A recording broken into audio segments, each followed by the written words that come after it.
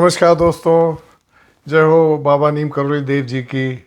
मैं अतुल गुप्ता संभल मुरादाबाद का रहने वाला हूँ, इंडिया। लेकिन अभी करीब 22 साल से मैं कनाडा में रहता हूँ।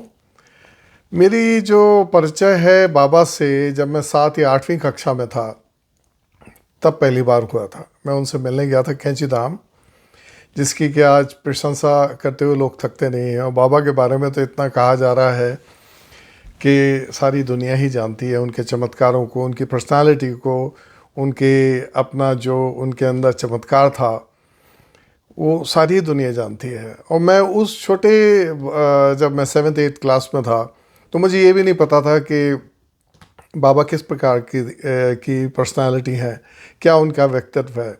जब मैं पहली बार गया उनके आश्रम में तो वो जैसे उस चौकी पर बैठे रहते थे, कंबल ओढ़े रहते थे, और मुझे देखते ही उन्होंने दूर से बुला लिया, आजा आजा आजा, यहाँ यहाँ।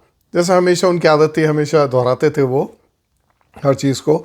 उन्होंने मुझे अपने वहीं तख्त के नीचे बैठा दिया, वहाँ पे दरी पड़ी हुई थी, उस पर बैठ गया और मेरे उन्होंने सिर पे हाथ फेरा। ये पहली मुलाकात का विषय बता रहा हूँ, आज से लगभग आई थिंक 1973 74 का विषय है। और मुस्कुरा के देखते रहे बस मेरी तरफ। फिर उसके बाद उन्होंने पता नहीं किसको इशारा किया, 2 मिनट में मेरे लिए पूरी और आलू जो दाने में मिलते थे पत्ते में, वो आ गए। 1 खिलाया, 2 खिलाया, फिर उसके बाद जब तीसरा मेरा पेट बहुत भर गया तब मैंने कहा, मेरे बाबा अब नहीं खा सकता। बोले अच्छा कोई बात नहीं। फिर उसके बाद मेरे बारे में पूछा और बोले तेरे माता पिता भी आए हैं? तो मम्मी आई थी और मेरी नानी थी, मौसी थी, और शायद एक हमारी भाभी थी, कज़न ब्रदर की वाइफ। तो उनको दूर बैठाया, मेरे को अपने पास बैठाया, और काफ़ी लोग थे उस समय, 500-700 लोग रहे होंगे पूरे अहाते में। और बस मेरे से बात करते रहे, क्या कर रहा है क्या नहीं कर रहा, आता रहा कर। फिर उन्होंने किसी को इशारा किया, या पता नहीं कहाँ से, शायद अपने पास से ही, ये मुझे पता नहीं चला कि कैसे आई उनके हाथ में एक हनुमान चालीसा आई। और वो छोटी सी पुस्तक है मेरे पास, अभी भी रखी हुई है, वो बहुत संभाल के रखा हुआ है। उन्होंने मुझे दिया, उन्होंने कहा कि तू हनुमान चालीसा पढ़ा कर, हनुमान जी का भक्त बन जा और हनुमान जी की पूजा किया कर, उनकी सेवा किया कर, और ये अपने पास रखना हमेशा। तो तब से 1973 से वो हनुमान चालीसा मेरे पास आज भी है, मैं उसको रखता हूँ और हनुमान चालीसा पढ़ता भी हूँ। बड़ी विषम परिस्थितियों से निकला हूँ मैं अपनी लाइफ में, काफ़ी स्ट्रगल रही है मेरी, लेकिन बाबा हमेशा साथ खड़े रहे। मेरे ऐसे ऐसे तजुर्बे हैं कि मैं आपको बता नहीं सकता, जहाँ मुझे स्वयं साक्षात वो दिखाई दिए और मुझे ऐसा लगा कि वो मुझे उस जगह से निकाल लाए। तो उनके बारे में क्या ही कहा जाए। मतलब एक बार मैं कैंची गया, फिर से हम जैसे मैं गर्मियों की छुट्टियां होती थी उसमें मैं चला जाता था जोलीकोट थोड़ा पहले ही है, हल्द्वानी के ऊपर है। वहाँ से फिर मैं ड्राइवर को लेकर अपने साथ नेक्स्ट डे या उससे नेक्स्ट डे हम कैंची चले जाते थे। मैं चाहे अकेले ही चला जाता था ड्राइवर के साथ, वैसे कोई ना कोई जाता था, शायद एक आध बार ही ऐसा हुआ होगा जो मैं अकेला गया हूँ। और वहाँ जाके मैं बाबा के यहाँ इतनी शांति मिलती थी। और देखिए मेरा बचपन था वो, एक तरीके से कोई ज़्यादा बड़ा नहीं था, ज़्यादा समझ नहीं थी, लेकिन ये वो लगाव था, एक उनका अट्रैक्शन था जो मैं उस एज पे भी मुझे अट्रैक्ट करता था। और मैं हर समर की वैकेशन में उनके पास जाता था और वो उसी प्यार से दोने में अपने आलू और पूरी खिलाते थे। जब तक पेट ना भर जाता था मैं खाते ही रहता था। 12वीं कक्षा का जब पहली बार मैंने एग्ज़ाम दिया तो उन्होंने मुझे बुलाया, जब मैं उनसे मिलने गया कक्षा एग्ज़ाम के बाद। बोले हाँ, तो मेरे कान में कहा घबराना मत, इस बार तेरा रिज़ल्ट नहीं आएगा। तो मैं जब लौट आया, मैं निराश तो नहीं था, लेकिन मुझे समझ में नहीं आया कि बाबा ने क्या कहा। जब मैं लौट के आया तो 0 था, रिज़ल्ट फेल था। बाबा की बात याद आ गई, बोले हताश मत हो ना, अगली बार। तो फिर नेक्स्ट ईयर 1 साल रह के फिर मैंने उसमें एग्ज़ाम दिया। फिर बोले, फिर कान पे बुला के बोले कि हाँ इधर आ, मैं तेरे को एक बात बताऊं। तो मैंने कहा क्या हुआ बाबा? तो बोले इस बार एक विषय में रह जाएगा, दूसरे शहर में जाके तेरी परीक्षा होगी, उसमें सफल हो जाएगा, घबराना नहीं। तो यही हुआ, कंपार्टमेंट आई गणित में, फिर से एग्ज़ाम दिया, पास हो गया। फिर मैं जाता रहा बाबा के पास। बाबा ने कई चीज़ें बताई मुझे अपने कि ये करना चाहिए, ये नहीं करना चाहिए। कभी भी मैं उन चीज़ों से अलग हुआ तो मैंने सफ़र किया, ये बात मैं एडमिट करता हूँ कि बाबा मेरे को कान में फूंकते रहते थे। सब लोग, सारे लोग इधर उधर के बैठे रहते थे, वो ये सोचते होंगे कि क्या बात कर रहे हैं। मेरे से पैर दबाते थे हमेशा, वो कहते थे मेरे पैर दबा दे, पैर दबाते थे। और जब आता था, मैं लौट के आता था, मैं कहता था बाबा मैं चला जाऊँ। लोगों से तो और को कहते थे तो तुम जाओ जाओ जाओ यहाँ से जाओ। और मेरे को कभी आज तक, मतलब मैं आपको बताऊं कि मेरा जितनी बार भी मैं उनके पास गया, जितने साल तक जाता रहा उनके देहावसान के बाद से पहले, तो आप ये देखिए कि मेरे को कभी उन्होंने ये नहीं कहा कि तू चला जा, कभी नहीं कहा। एक बार ऐसा हुआ, मैं कैची गया, वहाँ बाबा नहीं थे, तो पंडित जी ने या सब ने कहा कि वो तो नहीं है यहाँ पे, उनका पता नहीं कहाँ पे है। तो हम लौट आए, निराश आ रहे थे, तो रास्ते में एक जगह पड़ती थी, कोठरी सी थी, उसके आगे बरामदा था। तो मैंने ड्राइवर से ये कहा, मैंने कहा भैया ज़रा 1 मिनट का रोक दो, हिमायत जी ज़रा देखते हैं यहाँ पे बाबा तो नहीं है। कोई भी नहीं बैठा था। मैं अंदर गया तो कमरा का दरवाज़ा खुला हुआ था, एक खिड़की थी उसमें, वो कोई दरवाज़ा नहीं था, और सामने तख्त पे बाबा बैठे थे। पता ही क्या चमत्कार था, वहाँ कहाँ से प्रकट हो गए वो। बोले आजा आजा आजा आजा, पैर दबाए। वहाँ पे आलू पूरी तो नहीं थे, लेकिन उन्होंने ढेर सार, वो सेब बहुत देते थे, और कहते थे और बड़ा थैला ला। तो मम्मी की या नानी की मैं शॉल लेके जाता था और ले लेता था उनसे। तो उन लोगों को सबको बरामदे में बिठाया, मुझे कमरे में बिठाया। फिर उसके बाद बोला अच्छा इनसे कहते जाएं। इसका मतलब मेरे से नहीं कहा, उन्होंने कहा कि ये लोग कहते चले जाएं। मैंने चलो बाबा मैं भी चलता हूँ। तो मैंने उनके चरण स्पर्श किए, और पता नहीं कहाँ से इतने सारे सेब आ गए कि मैंने वो फिर से काफ़ी सारे सेब लेके और उनको प्रणाम करके मैं निकला। तो मेरी मम्मी ने उस सब में कहा कि चलो हम भी प्रणाम करते हैं उसे। जब गए तो कमरे में बाबा ही नहीं थे, कहाँ चले गए। तो फिर जब हम गाड़ी की तरफ गए, गाड़ी में बैठे, तो नीचे पगडंडी पे चले जा रहे थे, पता ही नहीं कहाँ से पहुँच गए वो। मतलब कमरे में एक ही दरवाज़ा था, हम उसके सामने खड़े हैं, उससे निकले नहीं हैं। और जब हम पहुँचे तो वहाँ पे कोई भी नहीं था, बाबा अकेले बैठे थे, जैसे मेरे से ही मिलने आ गए हों वहाँ पे। तो ये बहुत बड़े चमत्कार हैं, और कई चीज़ें मेरी ज़िंदगी में हुई हैं।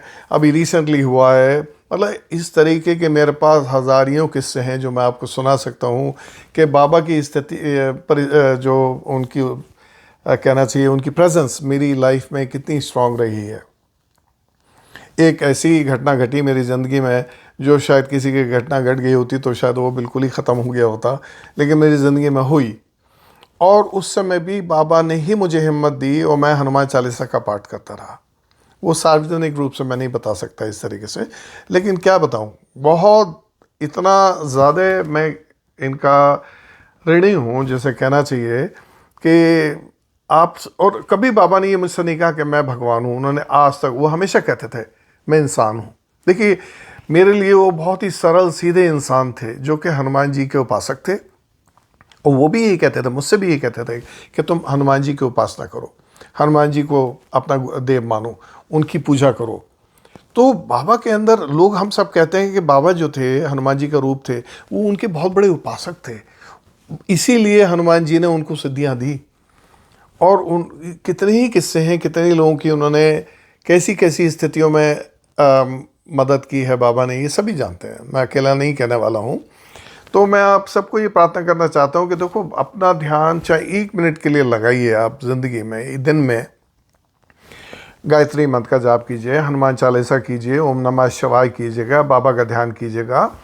आपको हर परिस्थिति में मदद मिलेगी। कभी ऐसा नहीं होगा कि आप कभी भी, आपकी जो ये मेहनत तो कहलाएगी नहीं, आपका डिवोशन है, स्पिरिचुअल एस्पेक्ट आपकी लाइफ का है जो आपको डेवलप करना चाहिए, हर एक को करना चाहिए अपनी ज़िंदगी में, क्योंकि इसके बगैर कुछ भी नहीं है। अगर आप देखें तो हमारी ज़िंदगी निरर्थक है, बिल्कुल निरर्थक है। अभी थोड़े दिनों पहले ही की बात बताऊँ, हफ्ते भर पहले, कि हम लोग यहाँ पे ऑटवा में, जिस सिटी में मैं रहता हूँ कनाडा में, हम लोग पिज़्ज़ा लेने के लिए गए, मेरी वाइफ, और करीब $82 यानी कि 848 यानी कि 5,000 रुपये के करीब के 2 पिज़्ज़ा आए। तो उसका जो पिज़्ज़ा स्टोर्स हैं वो 5 स्टोर्स हैं, उनका मालिक एक ही है जो कि मुझे जानता है, जो ओनर है इंडियन ही है।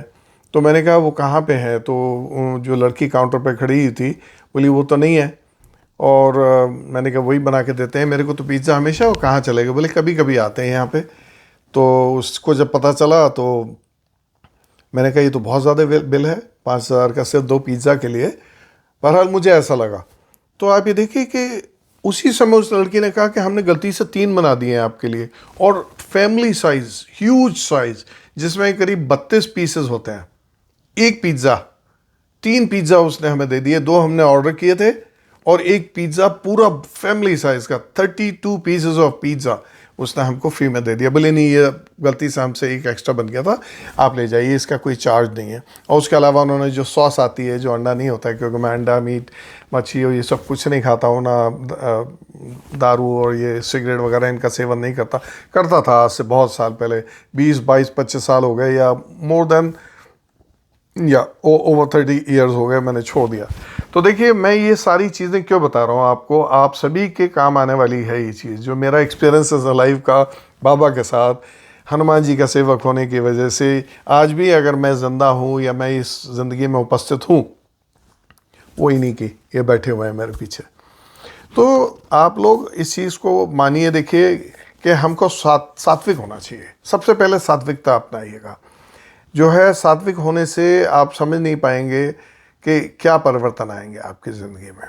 ये सब चीज़ें छोड़िए, सात्विक बनिए, वेजिटेबल्स खाइएगा, वेजिटेबल्स का सेवन करिएगा, भगवान का डेली भोग लगाइएगा, भगवान की अर्चना कीजिएगा, पूजा कीजिएगा।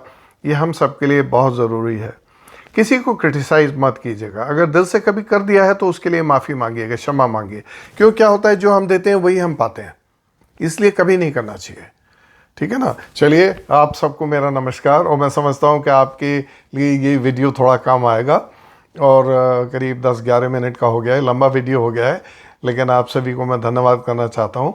आप सभी से क्षमा चाहता हूँ अगर मैंने कुछ बातें ऐसी की हों जिसमें आपको हर्ट फील हुआ हो, जबकि मैंने ऐसी समझता नहीं हूँ कुछ बोला होगा। अगर मेरे को कांटेक्ट करना हो तो आप मेरे को मैसेज डाल सकते हैं इस यूट्यूब वीडियो में। ये यूट्यूब पे भी कर रहा हूँ मैं और इंस्टाग्राम पे भी कर रहा हूँ। चलिए, अभी के लिए इतना ही। नमस्कार आप सबको, और बहुत बहुत मुबारक हो। आज सूर्य ग्रहण है यहाँ पे नॉर्थ अमेरिका में, लॉन्गेस्ट पीरियड ऑफ टाइम के लिए होगा। लोगों को, अगर आपकी भी देशों में, जिस देश में भी आप उपस्थित हैं, वहाँ पे भी हो रहा हो तो अपने आप को बचाइएगा। सूर्य देवता को ओम सूर्याय नमः, सूर्य देवाय नमः आप करिएगा ये सब, ठीक है ना। और ओम भूर्भुवः स्वः तत्सवितुर्वरेण्यं भर्गो देवस्य धीमहि धियो यो न प्रचोदयात्। ओम श्री हनुमते नमः, ओम श्री गणपते नमः, ओम श्री साईं जी नमः, ओम श्री नीम करौली बाबा जी नमः, ओम भगवान श्री कल्की देव जी नमः। नमस्कार, थैंक यू।